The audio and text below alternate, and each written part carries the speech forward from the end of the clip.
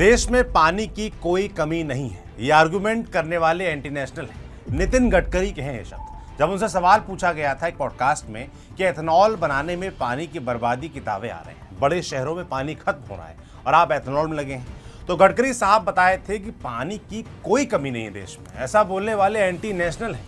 तो ये वीडियो खास हमने नितिन गडकरी जी के लिए ही बनाया है। हम चाहते हैं कि वीडियो उन तक पहुंचे, हर हाल में पहुंचे, और जो पानी की दिक्कत हम बताने जा रहे हैं, जो लोग बता रहे हैं चीख चीख कर, सोशल मीडिया पर बता रहे हैं, वो उसका हल निकालें या निकलवाएं। क्योंकि मामला उनके गृह राज्य महाराष्ट्र का ही है। उसमें पड़ने वाली माया नगरी यानी मुंबई का है, जो इस वक्त प्यासी है, पानी को तरस रही है। शायद गडकरी जी को ना पता हो, मगर हालात ऐसे हैं कि मुंबई में पानी की सप्लाई पहले ही 10% कम की जा चुकी है। अब बृहन मुंबई महानगर पालिका यानी बीएमसी ने कमर्शियल यूनिट्स के लिए पानी की सप्लाई में 20% तक की कटौती का फैसला किया है। शहर को पानी देने वाले 7 जलाशयों में पानी का स्तर लगातार नीचे जा रहा है, और जो पानी बचा है वो भी ज्यादा दिनों का मेहमान नहीं माना जा रहा। जरा सोचिए, करीब 1.5 करोड़ से ज्यादा लोगों के इस शहर के पास इतना पानी नहीं बचा है कि अगर बारिश अच्छी नहीं हुई तो मुश्किलें और बढ़ सकती हैं। आप भी सोच रहे होंगे कि आखिर समुद्र के किनारे बसा भारत का सबसे अमीर और सबसे जरूरी शहर पानी के लिए इतना बेबस क्यों है? क्या है इसके पीछे की पूरी कहानी? क्या मुंबई को कंक्रीट का जंगल बनाना अब भारी पड़ रहा है? क्या मुंबई और महाराष्ट्र की जो सरकार है, देवेंद्र फडणवीस सरकार, क्या उसकी तरफ से कुछ चूक हुई जो अब मुंबई वालों पर भारी पड़ रही हैं? सब सवाल पूछेंगे, सब मुद्दा समझाएंगे, बताएंगे आपको इस वीडियो में। नमस्ते, मेरा नाम सौरभ त्रिपाठी है, आप न्यूज़ बिंच देख रहे हैं। दरअसल मुंबई का अपना कोई बड़ा प्राकृतिक मीठे पानी का स्रोत नहीं है। शहर के प्यास 7 जलाशय बुझाते हैं। इनमें भादसा, अपर वैतरणा, मध्य वैतरणा, मोदक सागर, तानसा, विहार और तुलसी शामिल हैं। ये सभी जलाशय मुंबई शहर से बाहर मौजूद हैं।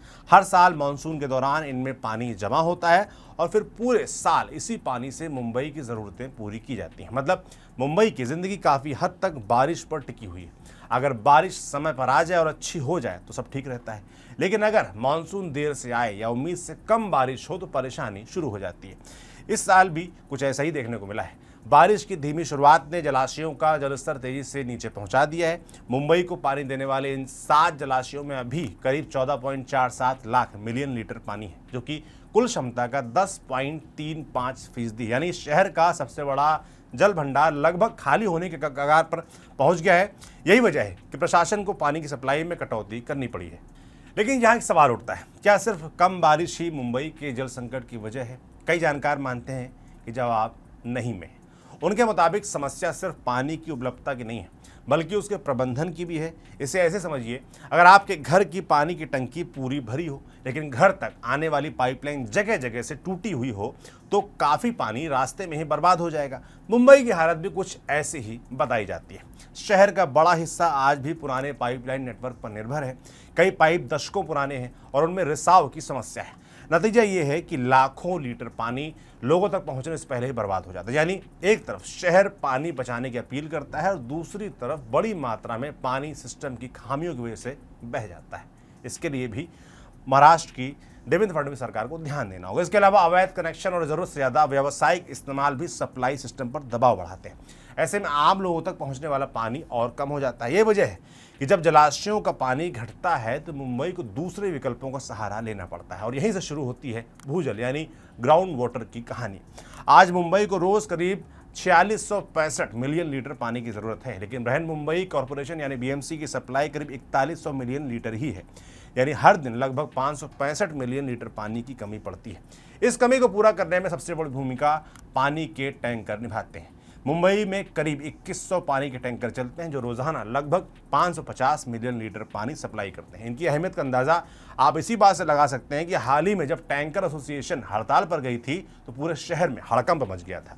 मॉल, होटल, निर्माण स्थल, बड़ी बड़ी हाउसिंग सोसाइटियाँ और कई कारोबारी प्रतिष्ठान अचानक पानी की कमी महसूस करने लगे थे। लेकिन पानी की कमी का असर सिर्फ सप्लाई पर ही नहीं पड़ रहा, बल्कि लोगों की जेब पर भी पड़ रहा है। आमतौर पर 2000 लीटर वाले एक पानी के टैंकर की कीमत 1200 रुपये तक होती है, जबकि 10,000 लीटर वाली जो पानी का टैंकर है उसकी कीमत 1500 रुपये होती है। लेकिन जल संकट गहराने के साथ इनकी कीमतें भी तेज़ी से ऊपर जाने लगी हैं। मुंबई के कई इलाकों से शिकायतें सामने आई हैं। जिस टैंकर के लिए पहले 1500 रुपये देने पड़ते थे, उसके लिए अब 2,000 रुपये तक चुकाने पड़ रहे हैं। वहीं पीने के पानी के लिए बीएमसी के टैंकर जो पिछले साल करीब 3500 रुपये में मिल जाते थे, उनकी कीमत भी बढ़कर अब 4500 रुपये तक पहुंच गई है। लेकिन सवाल है कि आखिर ये टैंकर इतना पानी लाते कहाँ से? ज़्यादातर मामलों में इसका जवाब है भूजल, यानी ज़मीन के नीचे जमा पानी। जानकारों का कहना है कि मुंबई में हज़ारों कुएं और बोरवेल व्यावसायिक तौर पर पानी बेचने के लिए इस्तेमाल हो रहे हैं। आरटीआई से मिली जानकारी के मुताबिक शहर में 17,000 से ज़्यादा ऐसे कुएं मौजूद हैं, लेकिन इनमें से बहुत कम के पास वैध अनुमति है। यानी एक तरफ शहर की पानी की ज़रूरतें लगातार बढ़ रही हैं और दूसरी तरफ ज़मीन के नीचे मौजूद जल भंडार का इस्तेमाल भी तेज़ी से बढ़ रहा है, लेकिन इसकी निगरानी और वैज्ञानिक अध्ययन बेहद सीमित है। एक्सपर्ट्स चेतावनी दे रहे हैं कि अगर इसी तरह बिना ठोस निगरानी के भूजल निकाला जाता रहा तो आने वाले वर्षों में मुंबई का जल संकट और गहरा सकता है। मुंबई के जल संकट का एक और चेहरा है और वो है असमान वितरण।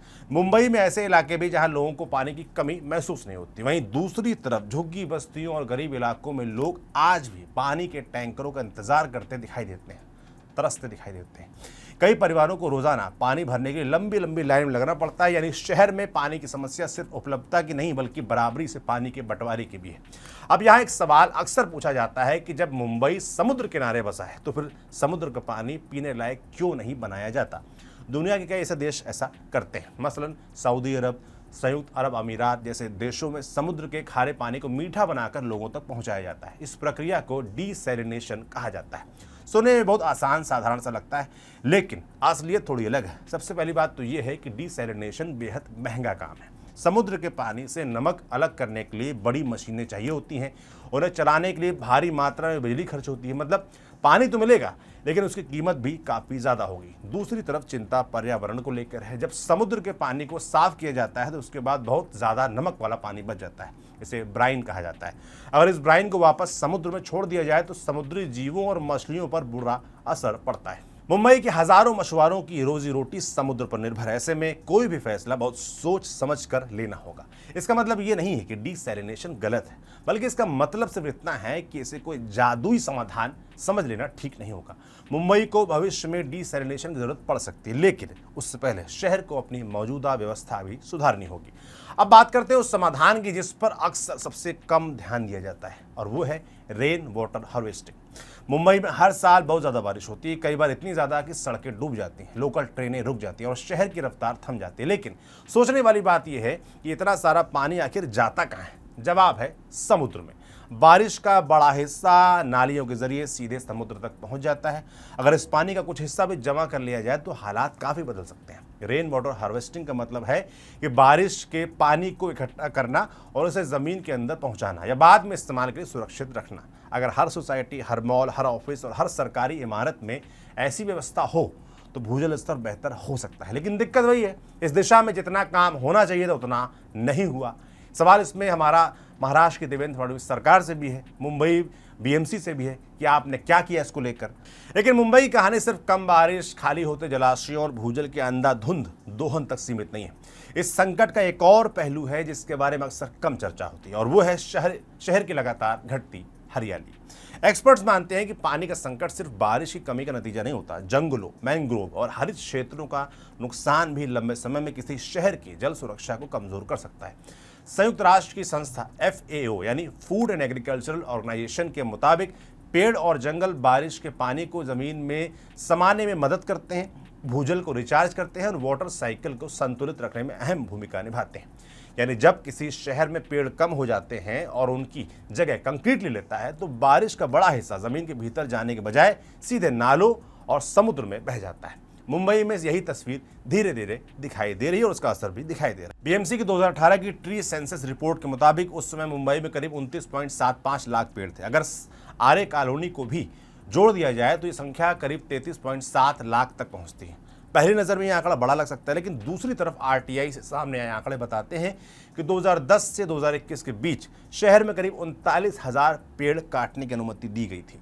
इनमें सबसे बड़ी हिस्सेदारी निजी निर्माण परियोजनाओं और इंफ्रास्ट्रक्चर डेवलपमेंट की थी। यानी एक तरफ शहर फैल रहा है, नई सड़कें बन रही हैं, नई इमारतें खड़ी हो रही हैं, लेकिन दूसरी तरफ वो प्राकृतिक व्यवस्था लगातार सिकुड़ रही है जो बारिश के पानी को संभालने का काम करती थी। और बात सिर्फ आम पेड़ों तो सीमित नहीं है। मुंबई की तटीय पहचान माने जाने वाले मैंग्रोव जंगल भी लगातार दबाव में है। हाल के महीनों में वर्सोवा भयंदर कोस्टल रोड और लिंक रोड परियोजना को लेकर बड़ा विवाद देखने को मिला। इस परियोजना का मकसद मुंबई के पश्चिमी हिस्से में ट्रैफिक कम करना और सफर का समय घटाना है। बीएमसी का दावा है कि करीब 18,000 करोड़ रुपए की लागत वाली इस सड़क के बनने के बाद वर्सोवा से मीरा भयंदर तक का सफर, जो आज करीब 2 घंटे का लगता है, वो घटकर 20 मिनट से भी कम रह जाएगा। लेकिन इस विकास की कीमत क्या होगी, इसी सवाल पर विवाद खड़ा हो गया। बीएमसी के दस्तावेजों के मुताबिक इस परियोजना से 103 हेक्टेयर से ज्यादा वन क्षेत्र प्रभावित हो सकता है। रिपोर्टों के अनुसार 45,000 से ज्यादा मैंग्रोव पेड़ इस परियोजना की जद में आ सकते हैं, जबकि हजारों पेड़ों की कटाई की आशंका जताई गई है। इस मामले में पहले बॉम्बे हाईकोर्ट ने परियोजना को मंजूरी दी थी। इसके बाद पर्यावरण संगठन वन शक्ति समेत कई पक्ष सुप्रीम कोर्ट पहुंचे। उनका तर्क था कि सड़क के लिए इतने बड़े पैमाने पर मैंग्रोव और तटीय पारिस्थितिकी तंत्र को नुकसान पहुंचाना भविष्य में मुंबई के लिए भारी पड़ सकता है। हालांकि मार्च 2026 में सुप्रीम कोर्ट ने भी इस परियोजना को आगे बढ़ाने की अनुमति दे दी। अदालत ने माना कि सड़क से लाखों लोगों को यातायात के लिहाज से फायदा होगा और इससे पश्चिमी उपनगरों में ट्रैफिक का दबाव कम हो सकता है। साथ ही कोर्ट ने बीएमसी को यह भी निर्देश दिया कि वो मैंग्रोव बहाली और प्रतिपूरक वृक्षारोपण यानी कंपनसेटरी एफॉरेस्टेशन पर नियमित रिपोर्ट पेश करें। लेकिन पर्यावरणविद अभी भी आशंकित हैं। उनका कहना है कि मैंग्रोव कोई साधारण पेड़ नहीं होते जिन्हें कहीं और कुछ पौधे लगाकर आसानी से बदला जा सके। कई मैंग्रोव दशकों पुराने होते हैं। इनके आसपास पूरा एक पारिस्थितिकी तंत्र विकसित होता है जिसमें मछलियां, केकड़े, पक्षी और समुद्री जीव निर्भर रहते हैं। विशेषज्ञों का कहना है कि मैंग्रोव समुद्री इलाकों की प्राकृतिक सुरक्षा दीवार होते हैं। इन्हें बायोशील्ड कहा जाता है। ये समुद्री लहरों और तूफानों की ताकत को कम करते हैं, तटीय इलाकों को बचाते हैं और बाढ़ के खतरे को भी घटाने में मदद करते हैं। यानी बहस सिर्फ पेड़ बचाने की नहीं है, बहस इस बात की भी है कि तेजी से बढ़ते शहर और उसकी प्राकृतिक सुरक्षा के बीच संतुलन कैसे बनाया जाए। और यही सवाल मुंबई के जल संकट से भी जुड़ जाता है, क्योंकि जब शहर लगातार कंक्रीट बदलता है, हरित क्षेत्र और वेटलैंड्स सिकुड़ते हैं, तो बारिश के पानी को संभालने वाली प्राकृतिक व्यवस्था भी कमजोर पड़ने लगती है। नतीजा ये होता है कि एक ही शहर कभी पानी की कमी से जूझता है और कभी बाढ़ से। ये तो हो गई पेड़ पौधों वाली बात। अगली चिंता है लगातार बढ़ती आबादी। मुंबई में हर साल हजारों लोग बेहतर रोजगार और बेहतर जिंदगी की उम्मीद लेकर आते हैं। जितने ज्यादा लोग होंगे उतनी ज्यादा पानी की जरूरत होगी। लेकिन जलाशयों की क्षमता तो सीमित है, वे अचानक बड़े तो हो नहीं सकते। यही वजह है कि मांग और आपूर्ति के बीच का अंतर लगातार बढ़ता जा रहा है और यही अंतर आगे चलकर संकट का रूप ले लेता है और लेता फिलहाल दिखाई भी दे रहा है। एक और बड़ी चुनौती जलवायु परिवर्तन भी है। मौसम का मिजाज पहले जैसा नहीं रहा। कभी लंबे समय तक बारिश नहीं होती और फिर अचानक कुछ दिनों में बहुत ज़्यादा बारिश हो जाती है। ऐसी बारिश बाढ़ तो ला सकती है, लेकिन ज़रूरी नहीं कि जलाशयों को उतना फ़ायदा पहुंचाए जितना धीरे धीरे और लगातार होने वाली बारिश पहुंचाती है। यानी अब सिर्फ बारिश होना काफ़ी नहीं है, सही समय पर और सही मात्रा में बारिश होना भी ज़रूरी है। तो अंत में सवाल है कि आखिर मुंबई को करना क्या चाहिए, महाराष्ट्र की सरकार को क्या करना चाहिए। तो कुछ सुझाव है। सबसे पहले पानी की बर्बादी को रोकना चाहिए। पुरानी पाइपलाइनों की मरम्मत होनी चाहिए। रिसाव को कम करना पड़ेगा। अवैध कनेक्शनों पर सख्ती करनी होगी। दूसरा काम होगा रेन वाटर हार्वेस्टिंग को सच में लागू करना। कागजों में नहीं, सिर्फ नियम बनाने से काम नहीं चलेगा, उसका पालन भी सुनिश्चित करवाना होगा।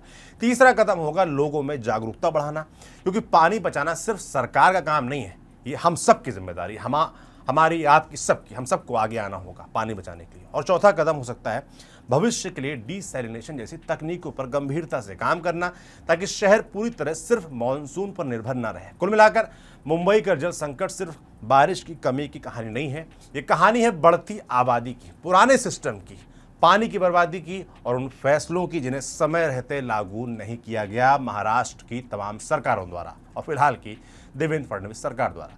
मुंबई के सामने चुनौती बड़ी जरूर है, लेकिन इसका समाधान भी मौजूद है। जरूरत सिर्फ इतनी है कि हम हर साल बारिश का इंतजार करने के बजाय अपने सिस्टम को मजबूत बनाएं, क्योंकि अगर अभी भी हालात नहीं सुधरे तो वो दिन दूर नहीं जब पानी की एक बाल्टी भी लोगों के लिए सबसे कीमती चीज़ बन जाएगी।